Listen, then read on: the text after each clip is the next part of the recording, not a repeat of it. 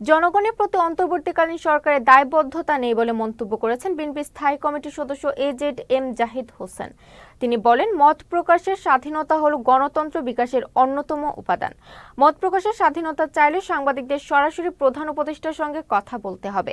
সকালে জাতীয় প্রেস ক্লাবের জহুর হোসেন চৌধুরী হলে এক আলোচনা সভায় তিনি এসব কথা বলেন।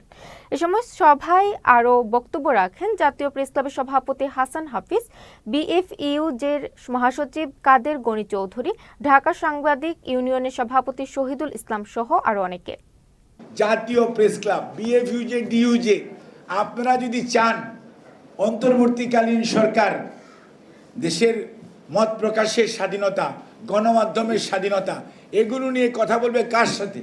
এত সংস্কার দরকার।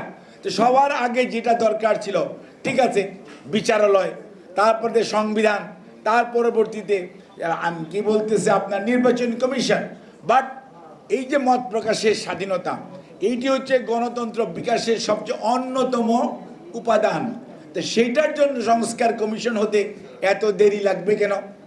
এটা তো ইউনুস স্যারকে আপনাদের ওই অ্যাডভাইজারের সাথে দেখা করার দরকার নেই। Go and meet with the chief adviser.